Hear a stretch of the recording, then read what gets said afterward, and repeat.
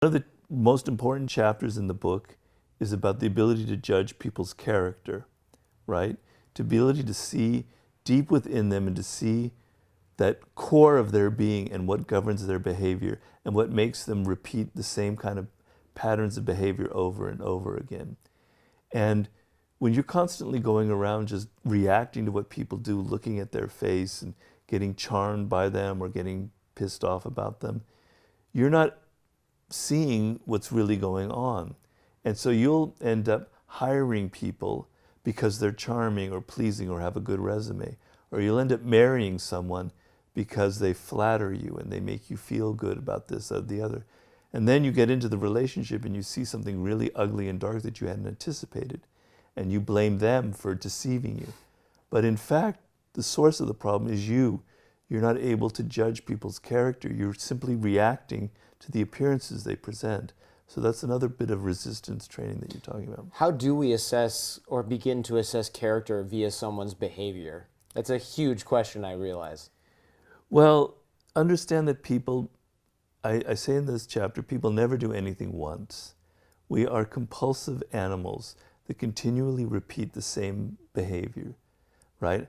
I know in writing my books, I'm writing this is my 6th book. I'm going, damn it, I'm not going to repeat this. I'm not going to make 8,000 note cards with extraneous information. I'm going to stop wasting my time. And what do? I do it again. I create even more note cards. I fall into the same pattern. I can't control it. It's compulsive. There's something deep within it. I could trace it back to something in my childhood, to some insecurity, to some need to do more than is required in my work. But I have patterns I can't control. Everybody around you has these kinds of patterns. I say that there's something genetic about it. It's in their DNA. It's how their brains are wired. They can't help doing certain patterns. And it's also their childhood, their parents, their upbringing, the level of attachment with their parents. There's something very deeply ingrained in their character. And you want to have the ability to assess it. So first of all, particularly in a relationship with you're hiring a business partner or a romantic relationship, you want to be able, you looked at Jen. I'm looking at my wife just to see if she's paying attention. Hopefully she's not paying attention to this part. Okay. You want to pay extra attention to patterns you've heard from them in the past.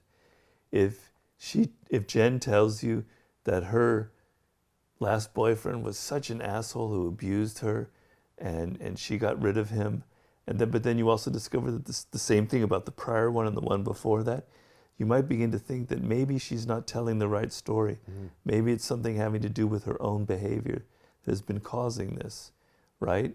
So you want to see patterns that people reveal. No one ever is completely opaque. You can see the patterns from what they've done in the past. There are some people who deliberately attract the wrong person in their life. For sure. So that they can have lots of drama and can complain about it.